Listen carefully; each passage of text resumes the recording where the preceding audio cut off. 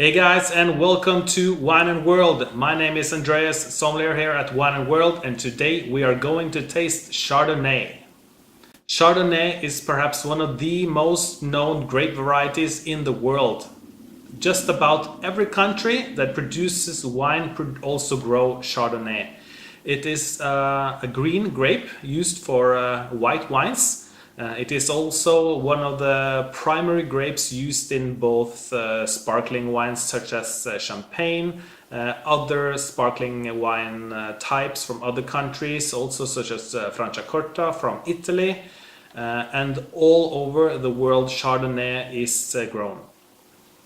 One thing that is interesting about the Chardonnay grape is that it really picks up the terroir, as we say, from where it is grown. If you grow Chardonnay in Chablis region in France, or if you grow it in the central Burgundy region where the famous Grand Crus are grown, if you grow it in California, New Zealand, Australia, wherever, it will pick up a different smells and different tastes. So today we are having 4 Chardonnay wines. So we are having one French Chablis wine. This one is totally non-oak. The Chablis region is very famous for its soil, Kimmeridgian soil. It is very old deposits of shellfish together with limestone.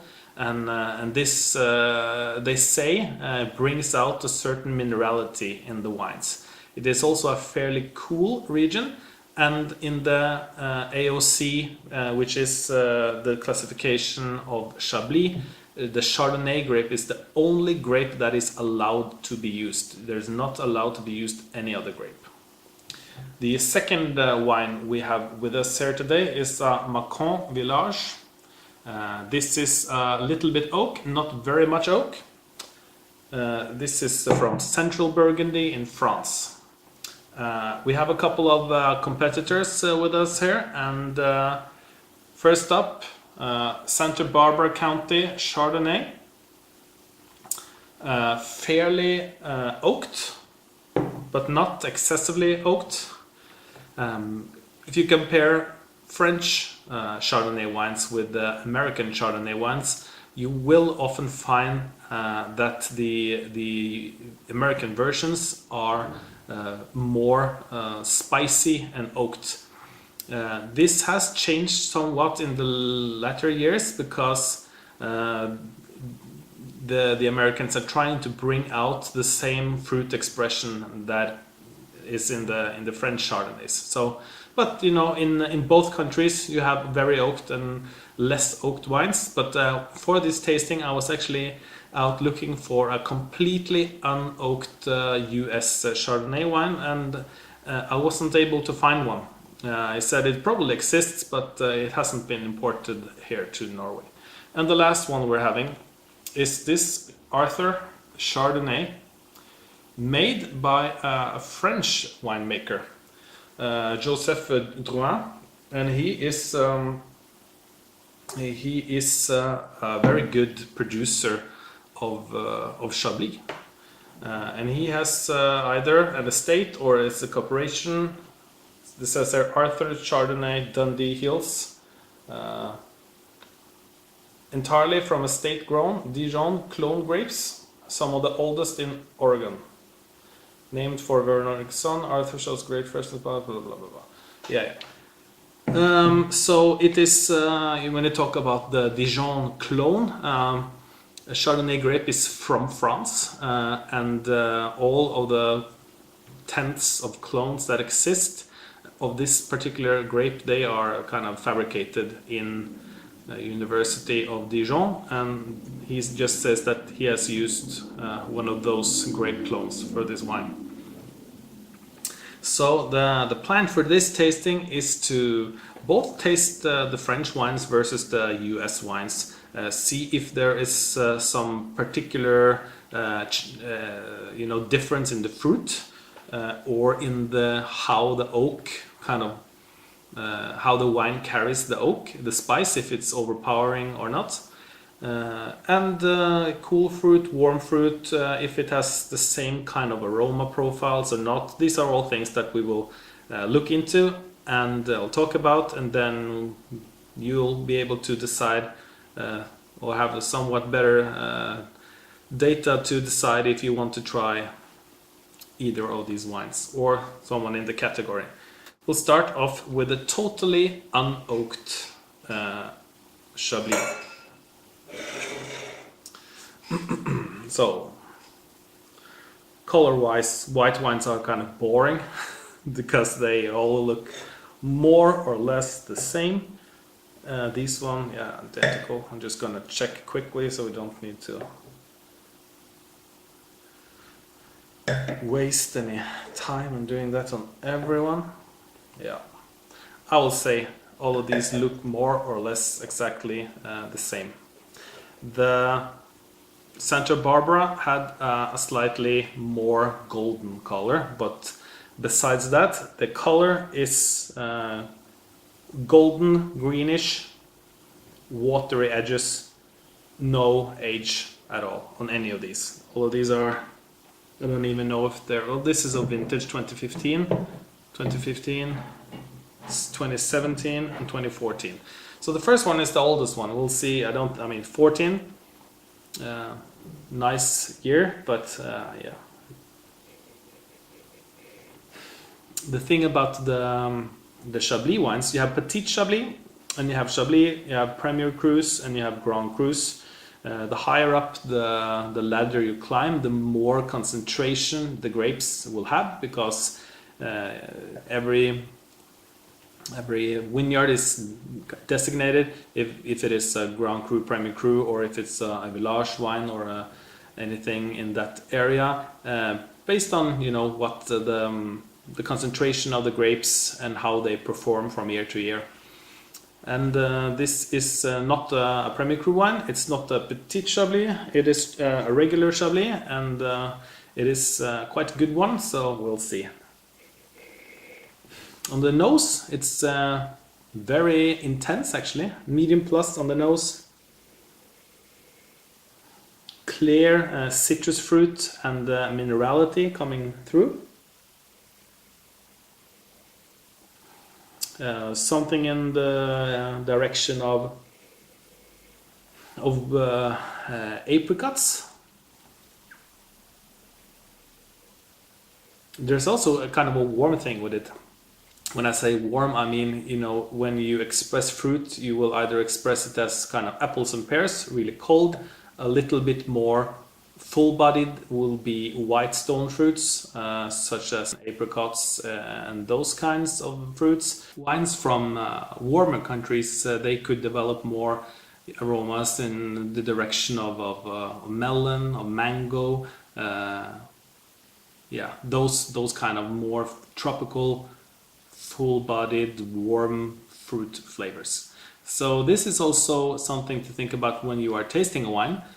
If you notice, say, melon or mango type of aroma characteristics in a wine, you could be quite sure that it's from a hot place. It's not from Chablis, and it's probably not from France. I would guess, you know, in the direction of the United States, Australia, or others. But let's continue with the Chablis. Clear, smells like, you know, you can't smell acidity, or perhaps you can, but when I'm smelling it, I feel as such this one has high acidity.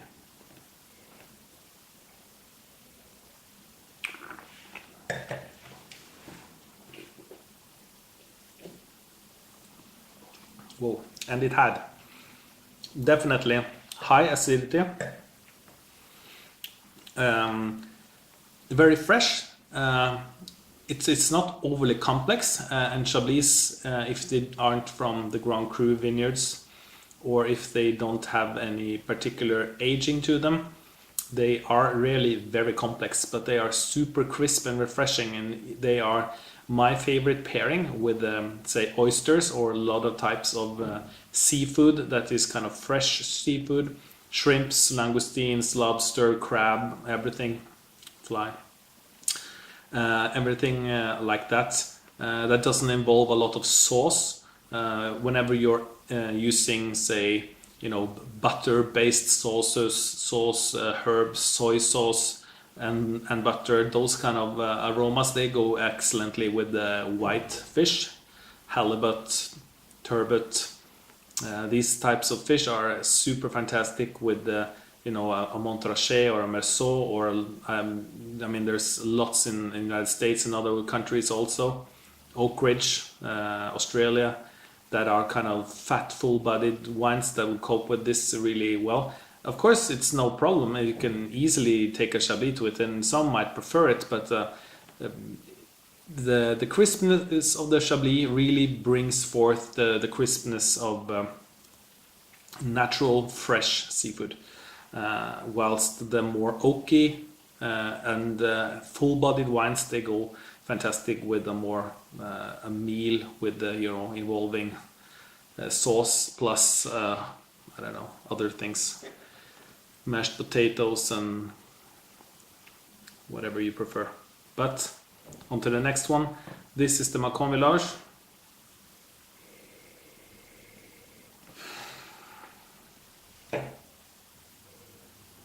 The Chablis is super mineral on the nose compared to the Macon Village. More spice and more warm.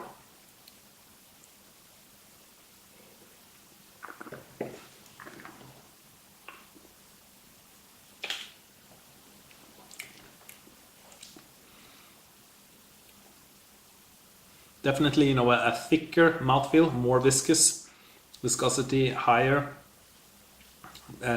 Not super concentrated in any way, very pleasant wine. It has a little bit of oak, it shines through a little bit, but it's not aggressive at all. There's very much the focus on the fruit. The fruits are yellow apples, like clearly yellow apples. This will be the Chablis would be more in the direction of green apples and citrus. This is more of yellow apples, and there is some almond-like smell back there also. Because I'm thinking marzipan and then I'm thinking almonds. It has some kind of sweet, but it's very prominent on the yellow apples. Let us move over to the Santa Barbara wine. I'm really excited about this one. I have tasted a lot of US wines, but not enough. So we will see how this one goes. As when it comes to price, they are more or less in the same category. The Chablis and Santa Barbara quite in the same category, and the Macon Village and the Oregon also in the same category. But the Macon and the Oregon are slightly like 25% more expensive. They are the cheap ones are around $25, and the more expensive ones are around $35.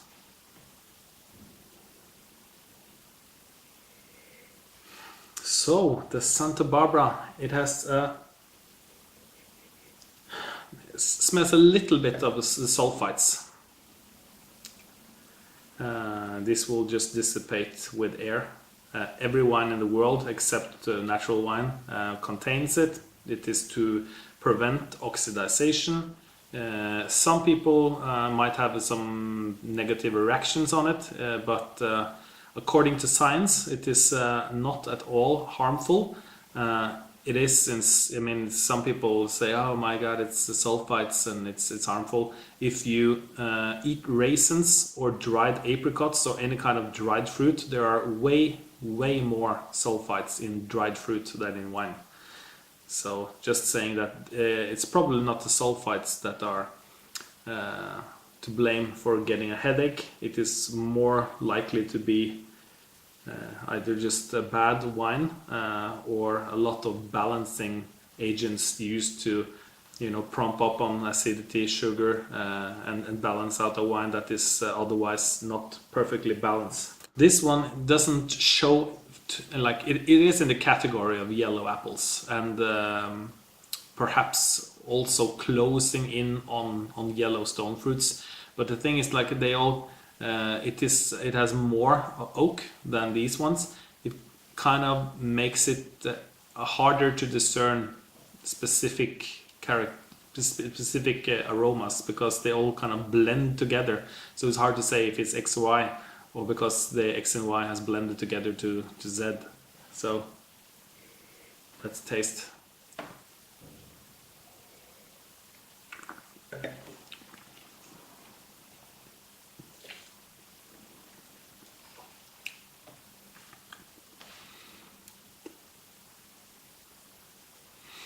I would say it is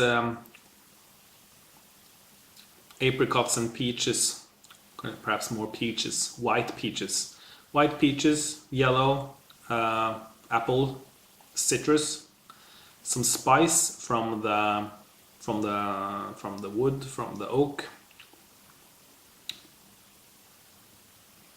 Not so much minerality in there. That's actually, I only think the Chablis is the one that really shines through with the minerality. But nice balance, nice fruit. It's actually fairly complex when you not just smell it but also taste it. Very pleasant wine. I would definitely recommend this one. I like the nose of it, actually.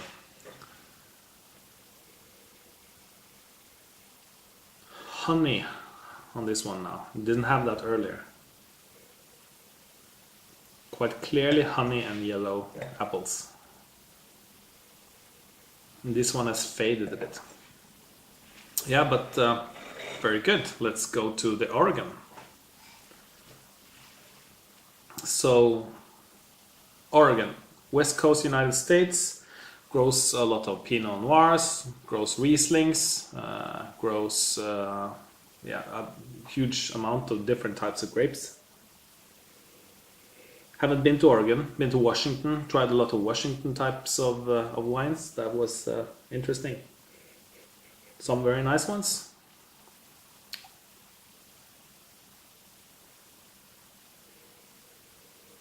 Also, kind of, this one is kind of dull on the nose, but it might become an explosion of flavors once it enters the other sensory organs. It has kind of the alcohol stings a little bit on it in a way, but it's not. It's 13.5. Yes, it's 13.5. It's just like fairly much, and the Santa Barbara is just 12.5.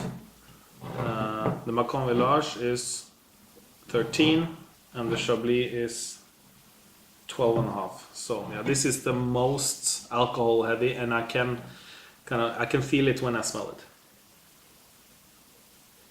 It's hard to discern specific aromas on this nose. Actually, I could just say apples and citrus, but it's actually the alcohol is actually quite dominant. So not 10 points on the nose.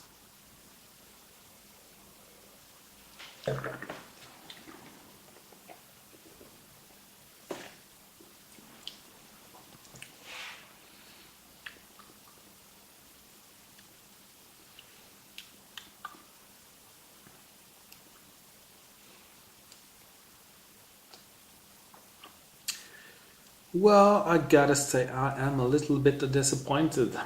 This one was supposed to be one of the better ones, but I actually feel like this one might be the least impressive of these wines. It has gotten a fair bit of air. Sometimes a wine could be closed down in the beginning, and if you give it a half an hour in a carafe, then it might open up and be absolutely astounding.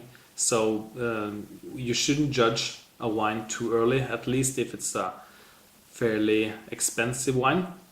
Of course, there could be something wrong with the bottle. You know, typical wine faults. Corked wine, everyone knows.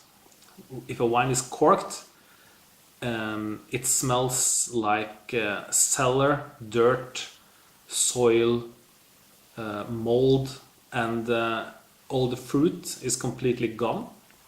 There's different levels of corking, of corked wine. So it might be that you don't smell any of these bad aromas, but it's just no fruit. Then it is most likely corked. If it is more like very yellow in color, closing in on orange, or if you know that the color is way darker than it should be, that's most likely oxidized. If it's oxidized, it takes on characters of not fresh fruit, but really dried fruit. If you have had the bottle before, you could easily say that this is oxidized wine. There is also other wine faults, but I would say that the corked wine and oxidized wine might be the two most dominant ones. So I'm just gonna swing this a little bit more and pray for a good result. I have no idea.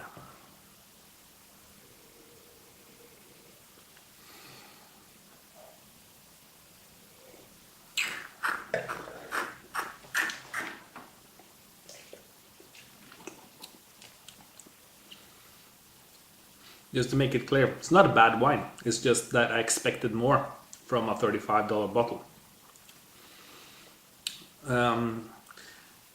It has, say, medium to medium plus acidity. It is not well structured, doesn't carry a lot of fruit. Alcohol is quite dominant, and it has kind of a watery finish. So that's not the highest remarks you can get from me. We'll go back to the Santa Barbara.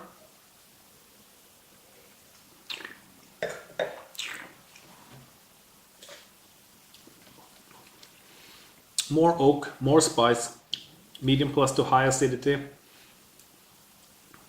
Closing in on the, as I said, the kind of at least white stone fruits, more, and perhaps a more tropical character. You could say pineapple in there actually. So yeah, tropical, spicy, very nice acidity, nice structure. Thumbs up, really good. One large.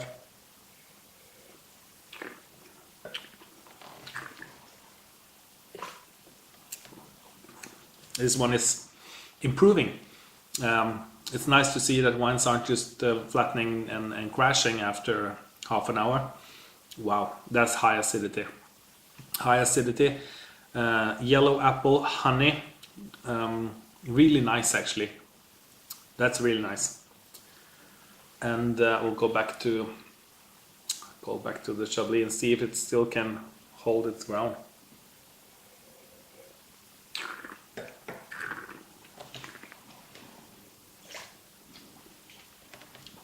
And it can. That's really good. So if you like very fresh, clear fruit minerality, then you should definitely try out different variations of Chablis. Go for Petit Chablis, the Premier Cru, the Grand Cru. Also the different types of producers, they vary a lot in how their expression of the wine is. It would be impossible to go through everyone and say that's like that, because also, you know, people taste differently. I have my favorites. They are hard to get, but there is so much nice to discover in Chablis. So Chablis really nice also. The Macon Village, this one positively. This surprised me in a really positive way. I actually didn't expect it to be as high acidity, high structured and complex as it is, but it's actually, I mean, it's very, very nice. And price wise, it's also a very good buy. It is not very oaky, absolutely not. It is absolutely more focused on the fruit. If you're more into the oaky wines, In France, you would go to, you know, Marceau's. They are quite on the oaky front, but I I suspect that the United States has a broader variety, higher, you know, that more oaky wines are produced there, so you have more to choose from. This one definitely oak, and but it marries very good with the wine, integrates well.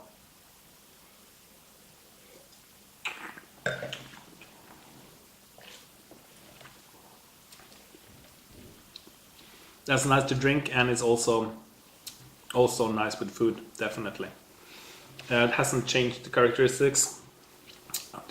And then we'll go a final run for Drouin.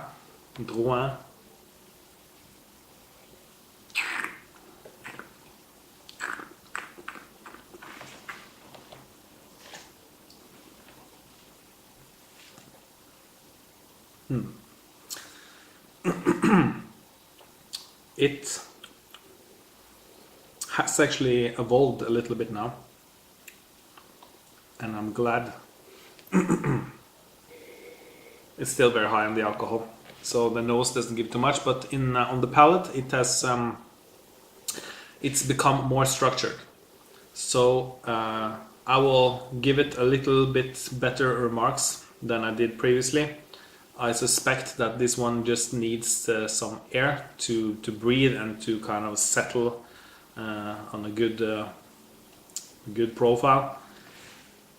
So that is a good hint, good advice to take with you. If it doesn't taste fantastic in the beginning, give it some air and it definitely might improve. So this is today's tasting. I do hope you have learned something. If you have, if you like it, then please like, share, comment, subscribe.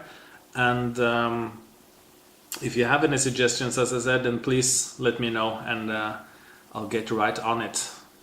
See you next week. Bye bye.